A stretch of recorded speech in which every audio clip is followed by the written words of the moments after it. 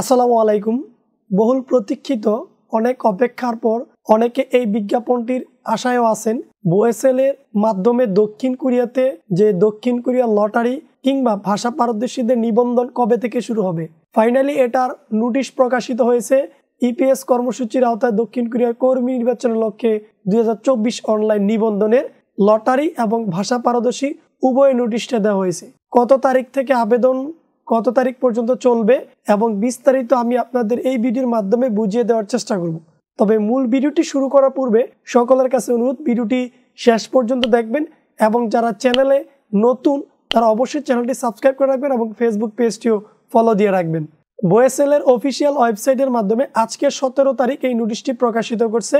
প্রথমত আছে অনলাইনে চূড়ান্ত নিবন্ধন 2024 কোরিয়া ভাষা পারদর্শীদের, তারপর আছে লটারি দুইটা, তারপর আছে ছবি এবং পাসপোর্ট সংক্রান্ত নির্দেশিকা। আমরা হুট করে যে কোনো ছবি নেই এবং যে কোনো রেজুলেশনের পাসপোর্ট নিলেই মনে করে আবেদন করা যায়, কিন্তু না, এই ছবি এবং পাসপোর্ট সংক্রান্ত নির্দেশিকা দিছে, এটা আপনারা একটু ভালো করে বুঝে নেবেন। আমি প্রথমত কোরিয়া ভাষা পারদর্শী যারা আগে থেকে ভাষা শিখে আছেন তাদেরকে বলবো, এই যে দেখেন ভাষা পারদর্শীদের নোটিশ এবং কত তারিখ থেকে আপনার আবেদন শুরু। এখানে বিস্তর পরিসরে 8 পৃষ্ঠার একটা নোটিশ দেওয়া আছে। তো নিবন্ধনের ধাপটা হচ্ছে এখানে ইম্পর্টেন্ট, এটা আমি আপনার দেখাই। এইচআরডি কোরিয়া চাহিদা মোতাবেক মোট 43,052 জন প্রার্থী নিম্নবর্ণিত 2 ধাপে কোরিয়া ভাষা পরীক্ষায় অংশগ্রহণের সুযোগ পাবে। 43,052 জন, 43,052 জন থেকে কোরিয়া ভাষা পারদর্শীদের বিশেষ পদ্ধতিতে আগে আসলে আগে পাবেন।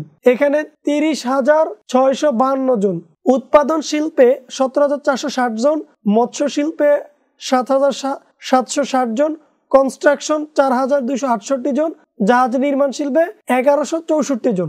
এই হচ্ছে মোট 30,662 জন। এটা হচ্ছে কোরিয়ার নিবন্ধনের ধাপ কোরিয়া ভাষা পারদর্শীদের বিশেষ পদ্ধতিতে। তো লটারি পদ্ধতি পাবেন 12,400 জন, উৎপাদন শিল্পে যাবে, মানে যারা লটারি পাবেন তারা সবাই উৎপাদন শিল্পী, এটা হচ্ছে লটারি পদ্ধতিতে। তো এই 2 ধাপে মোট 43,052 জন আপনারা সুযোগ পাবেন এই 2024 নিবন্ধনে। এই নিবন্ধনের সাইট কোনটি দেখেন, eps.boesel.gov.bd। এখন অংশগ্রহণের যোগ্যতা কি? কোরিয়া ভাষা পড়া, লেখা ও বোঝার পারদর্শিতা থাকতে হবে। অনেকে আছেন লটারি পান কিন্তু কোরিয়ান ভাষা শিখতে গেলে অনেকে অনেক সমস্যার সম্মুখীন হন এবং চেষ্টা করলেও অনেকে পারতেছেন না, অনেকে হাল ছেড়ে দেন। আমি মনে করবো তার আবেদন না করাই উত্তম। আপনি যদি ভাষা শিখতে আগ্রহ থাকেন তাহলে আপনি এই লটারিতে আবেদন করতে পারেন। শিক্ষাগত যোগ্যতা আপনাকে সর্বনিম্ন এসএসসি পাস থাকা লাগবে। বয়সের সীমা 18 থেকে 39 বছর, এর বেশি হলে হবে না। জন্ম তারিখ 20/1984 থেকে শুরু, মানে 1984 ফেব্রুয়ারি 19 2006 এর মধ্যে হতে হবে, মানে 2006 সালের পরে 7, 8 এরা আপনি আবেদন করতে পারবেন না, 2006 এর আগ পর্যন্ত। আর 1984 আগে না, 1984 সালের পর থেকে আপনি আবেদন করতে পারবেন। আর পাসপোর্টের মেয়াদ 24 সাল, এই 20 ফেব্রুয়ারি 24 সাল পর্যন্ত থাকলে হবে, পরে আপনি হালনাগাদ করবেন। মানে আপাতত আবেদনের জন্য এই 20 ফেব্রুয়ারি 24 পর্যন্ত থাকলেই, মেয়াদ থাকলেই আপনি আবেদন করতে পারবেন। যেমনটা হচ্ছে আপনার পাসপোর্টের মেয়াদ শেষ হয়ে গেছে, এই 25 তারিখ মেয়াদ শেষ হয়ে যাবে, এরকম মনে করতেছেন আবেদন করলে হবে না, না, আপনার আবেদন হবে। পরবর্তীতে আপনি যখন ভাষা শিখবেন ধীরে ধীরে আপনার এটা হালনাগাদ করে নিতে হবে। তারপর হচ্ছে পাসপোর্ট ও জাতীয় পরিচয় পত্রের তথ্যের সঙ্গে নাম, জন্ম তারিখ ও ছবি মিল থাকতে হবে। অনেক আছে নাম, পাসপোর্ট ও জাতীয় পরিচয় পত্রের সাথে তথ্যের মিল থাকে না, এগুলো মিল রাখতে হবে, সার্টিফিকেটের সাথে সবকিছু মিল থাকতে হবে। আর এখানে হচ্ছে এই যে দেখেন ডার্টি, ডিফিকাল্ট এবং ডেঞ্জার কাজ করার আগ্রহ থাকতে হবে। ইদানিং দেখবেন বোয়েসেলের অফিসিয়াল ফেসবুক পেজে কিছু ডিফিকাল্ট কাজের ভিডিও দিচ্ছে, যারা যেতে ইচ্ছুক অবশ্যই ভিডিওগুলো দেখে আসবেন, কত কষ্ট এবং পরিশ্রমের যে কাজগুলো হয়ে থাকে আর কি। অংশগ্রহণের যোগ্যতা হচ্ছে আপনার এই যে এইখানে কিভাবে আরো অনেক নিয়ম কারণ এখানে বলা আছে। এখন আসেন মূল বিষয়টাতে, মানে আপনি কত তারিখ থেকে কত তারিখ আপনি আবেদন করতে পারবেন। ভাষা পারদর্শীদের কত তারিখ এবং আপনার লটারিদের কত তারিখ। এখানে হচ্ছে নিবন্ধন প্রক্রিয়া, এই কোরিয়া ভাষা পারদর্শীদের 30,000 কিভাবে নিবে, কি কি তথ্য লাগবে, তারপর কত % নাম্বার পাইতে হবে না পাইতে হবে, বিস্তারিত অনেক তথ্য এখানে বলছে। এখানে চতুর্থ বিষয় হচ্ছে কোরিয়ান ভাষা পারদর্শীতে অংশগ্রহণ প্রার্থীর বিবরণ, মানে কারা কারা যারা ভাষা আগে থেকে পারেন তার মধ্যে কিছু ক্যাটাগরি আছে, তারা আবেদন করতে পারবেন। প্রার্থীর বাছাই প্রক্রিয়া রাউন্ড, এগুলো একটু পড়ে নিবেন। নিবন্ধন প্রক্রিয়া কোরিয়া ভাষা পারদর্শীদের বিশেষ পদ্ধতিতে 30,652 জন, তারপর লটারির মাধ্যমে বাকিগুলো।